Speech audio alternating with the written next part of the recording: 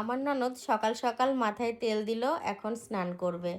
আমি বলছি যে তোমার এটা এখন দায়িত্বের মধ্যে পড়ে, বেচারি খুব চাপে পড়েছে। আসলে বিষয়টা হচ্ছে কি বলতো, ও না কখনো পুজো তারপরে সন্ধে এগুলো না দিতে চায় না। জানি কথাটা শুনতে একটু খারাপ লাগলেও সত্যি, মা খুব বকে, বলে কি আমার মেয়ে হয়ে তুই পুজো দিস না, সন্ধে দিস না। যাই হোক, আমরা সবাই এই নিয়ে খুব হাসাহাসিও করি। এখন মা যেহেতু বাড়িতে নেই আর আমিও দিতে পারছি না, সেই কারণে বাধ্য হয়ে ওকেই সকাল সকাল স্নান করে পুজো দিতে হচ্ছে। আর আজকে সকাল থেকে বলা ভুল হবে, মনে হয় রাত থেকেই বৃষ্টি হচ্ছে এক নাগাড়ে। আমি তো সকালবেলা উঠেই দেখছি বৃষ্টি। তো বৃষ্টির জন্য সব কাজকর্ম বন্ধ, যারা দূরে কাজে যায়, এই যেমন আমাদের বাপি যেতে পারেনি কাজে। এখন বৃষ্টিটা কম আছে, কিন্তু উঠোন দেখেছো পিছনে কী হারে ভিজে রয়েছে। আর এইখানে আমি এখন টিফিন বক্স নিয়ে দাঁড়িয়ে রয়েছি, টিফিন কেতলিটা নিয়ে দুধ নেব বলে। তো দুধটা নিয়ে সকালে আমার জন্য একটু কিছু খাবার বানাবো। তো অনেক দিন পর আজকে ওটসের অমলেট বানাচ্ছি, তাও দেখো অনেকটাই মানে গোলা হয়ে গেছে। আমি খাবো, সোহিনী খাবে, আর আমাদের পোতাজবাবু খাবে। রাজুকে জিজ্ঞাসা করলাম, বলল খাবো না। এখন বাজে বেলা 10টা 5:10 হয়ে গেছে। আর এই যে ওটসের অমলেটটা নিয়ে নিয়েছি, খাচ্ছি, এই সবে খাওয়া শুরু করলাম। তো খেয়ে নিই, তারপরে বাকি কাজ হবে। এই যে বন্ধুরা, ও এখন কল টিপে জল বের করছে, বালতি ভরছে। জল দিয়ে তুমি কি করবা? জল তুলে রেখে দিই, আচ্ছা, কাজে লাগবে। তুমি হাঁচি কাশি দিয়ে কি কি মেনু করছো? আমি ঝিঙে দিয়ে মাছ, আলু দিয়ে ঝিঙে দিয়ে। কিরে, তোর পরীক্ষা শেষ না আজকেও আছে? না, আজকে আছে। আজকে কি পরীক্ষা? আজকে হবে ভূগোল। ও, ভূগোলে কিন্তু বড় গোল পেতে হবে, না হলে কিন্তু হবে না। আমি তো অঙ্ক পরীক্ষা দেওয়ার পর বিশেষ করে বাড়িতে এসে কোশ্চেন পেপারটা নিয়ে মিলিয়ে দেখতাম যে আমার পাসটা উঠছে কিনা 34। আর জীবনবিজ্ঞান ভৌতবিজ্ঞান অঙ্ক মিলিয়ে সায়েন্স গ্রুপ ছিল, তো গ্রুপে 105 তুলতে হতো, 105ই তো, হ্যাঁ ওরকমই একটা হবে। তো আমি জানতাম যে গ্রুপে আমার অনেক উঠে যাবে, কারণ জীবনবিজ্ঞান ভৌতবিজ্ঞানে ভালো নাম্বার পেতাম, কিন্তু অঙ্ক নিয়ে আমার টেনশন ছিল। যদিও কখনো 34-এর নিচে পাইনি, কিন্তু 50-এর উপরে উঠিনি। এই হচ্ছে ব্যাপার, মানে টেনে টুনে 50টা পেয়েছি, আবার কখনো 45-46-এও আটকে গেছে। আমার তো বীজগণিত মাথাতেই ঢুকতো না, সম্পাদ্য উপপাদ্য আর পাটিগণিত এগুলো ছিল আমার ভরসা। আর বীজগণিত আমার মানে কি বলবো, ওই এখন বলতে বললে a+b² সূত্রটা বলতে পারবো, আর a-b² সূত্রটা বলতে পারবো, এছাড়া আমি আর কিচ্ছু পারবো না। কি ব্যাপার, বিছানার তো রেডি?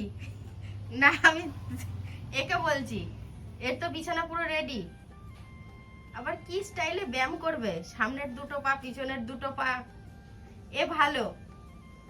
এর একটা দাদা আছে, সে ভালো না, সে শুধু ঘরে ওঠার চেষ্টা করে, উপরের ঘরে চলে গিয়ে শুয়ে থাকবে, উপর ঘর থেকে চেঁচাবে। আজকের দুপুরের খাওয়াটা আমার সব থেকে স্পেশাল লাগছে।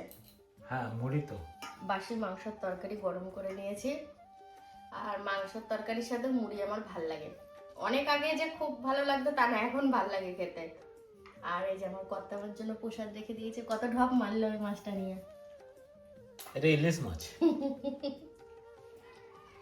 আমার খাওয়া বলে রুইটাকে ইলিশ বলে আমাকে বিশ্বাস করাচ্ছে।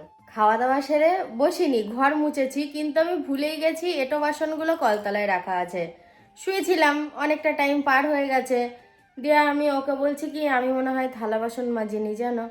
বলছে যাও তাহলে মেজে এসো, থালা বাসনটা মেজে তারপর এক কাজ করো, একটু রেডি হও, কয়েকটা ভিডিও ফটো এসব হবে। তো ঠিক আছে। আর আজকে দেখো কি ঘটনা ঘটেছে সকালবেলায়, বলবো? বলো। ঘুম থেকে উঠে বাইরে বেরোবো, এবার জুতোটা প্রথম সিঁড়িতে তোলা ছিল, আর বৃষ্টি পড়েছে, সিঁড়িটা স্লিপ, আর জুতোর নিচটা একটু সমান হয়ে গেছে, সেই পুরো সরাত করে পড়লাম 1 নম্বর সিঁড়ি থেকে 3 নম্বর সিঁড়িতে। দিয়ে আমার কিছু লাগেনি, কোনো অসুবিধা হয়নি, তবে হ্যাঁ লাগতেও পারতো। আর এই সব বিপদ আপদ তো মানুষ মাত্রই হয়, আমার সাথে ছিল তাই ঘটে গেছে, এই হচ্ছে ব্যাপার। একটু আমার ননদ আওয়াজ পেয়েছে, ও এসে তুললো, একটু বরফ দিলাম, ঠিক হয়ে গেছে, আর কিছু বুঝতে পারিনি। তুমি তো বন্ধুদের বললে, আমি একটা কথা তোমাকে বলি। ঘুম থেকে উঠে সকালবেলা বিশেষ করে বিছানায় 10 থেকে 5 মিনিট বসতে হয়। ঘুম থেকে ওঠার পরে একটা ঘুমের জেদ থাকে, যেটা হচ্ছে চোখে মুখে অন্ধকার দেখার, যেটা আমার হয়। তা ওই ঘুম থেকে উঠেই ওই সংসারে কাজ করতে গেলাম, এটা করলে হবে না। একটু বসে তারপর যেতে হয়, ঘুমের ঘরটাকে কাটাতে হয়। ঘুম ভেঙে গেলে আমি আর ওই বসে থাকবো বলে 10 মিনিট আমি বসতে পারি না, তখন মনে হয় কতক্ষণে সংসারের কাজ করব। বুঝতে পারিনি ওরকমটা হবে, তবে যাক আমার কোনো অসুবিধা হয়নি। এটা কি হবে মাথা আছড়াই, ছোট ছোট চুলের জন্য এটা হ্যাঁ, ওটা সুবিধা। তোমাদের জন্য নয় তো। আমি এই ঘরে আসাতে অনেক কিছু কথা শুনতে পাচ্ছি, অনেক কথা এখান থেকে, কারণ এখানে যা কথা হয় সব এই ঘরে শোনা যায়। আর আমাদের বেডরুমটা এতটাই ভেতরে, বাইরের কিচ্ছু ওই ভেতরে কথা যায় না, আবার আমরা ভেতরে কথা বললেও বাইরের দিকে আসে না। তো এই হয়েছে ব্যাপার। এখন আমার ননদ আমার ঠাকুর জামাইকে বলছে নাও নাও ময়দাটা মেখে ফেলো, ওদের তাল নিয়ে কোনো একটা বিষয় হচ্ছে, বলছে যাও অমুক জায়গায় তাল ঘুরিয়ে পাবা। তারপরে আবার বাপি বলছে না আমি মাখতে পারবো না। আমি ঠিক বুঝতে পারছি না বিষয়টা। তোমাদের কি ময়দা মাখা নিয়ে ঝামেলা হচ্ছে? তোমার বরকে বলছিলে যে ময়দা মাখতে। আমি দুটো কি খাবো, দুটো কিশমিশ খেয়ে নি। খাবার না, চলো এবার একটু ছাদে যাই, ছাদে গিয়ে দুটো ফটো ফটো তুলি গা। দেখো ঘর থেকে চলে এসেছি ছাদের ওপরে, ছাদের ওপরে বেশ কিছুটা সময় কাটলো, একটা অন্য ভিডিও করতে হবে সেই জন্য ও মাইকটা রেডি করছে, আর ওই ভিডিওটা করে তারপরে নিচের দিকে চলে যাব। নিচের দিকে গিয়ে দুধ জাল দিতে হবে, কালকেও তো সেই বিকালবেলা দুধ জাল দিয়েছিলাম, তো আজকেও দেব, কারণ রাজু আবার চলে আসবে জিম থেকে, ও সেই শেক বানিয়ে খায়, তার আগে আমাকে দুধটা জাল দিয়ে রেডি রাখতে হবে। আর আমার কর্তাকেও গরম গরম দুধ দেব, আর তার সাথে আমাদের রাত্রেও খাবার করতে হবে। এখন চলবে টুকটুক টুকটুক করে। আর আজকে তো আমি সারাদিন রান্নাই করিনি, তোমরা সেটা দেখেছো ভিডিওতে। ননদের ঘরে লুচি ভাজা হয়ে গেছে, না হলেও হচ্ছে। তো আমার কর্তা দুটো লুচি নিয়ে এসে একটা ও নিল, একটা আমার হাতে দিল। আর এই ঘরে এসে দেখছি বাপি কলার পাতার থালা তৈরি করছে, যেটা এর আগেও বানিয়েছে অনেক আগে।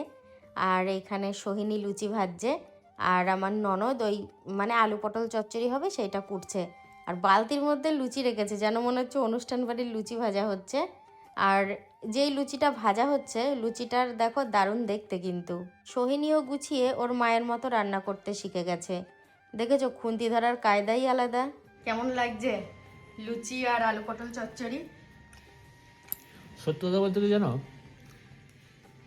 গরম গরম লুচিটা ভালো লাগে, ঠান্ডা হয়ে গেলে অতটা ঝুল লাগে না, আমার তো ভালো লাগে না।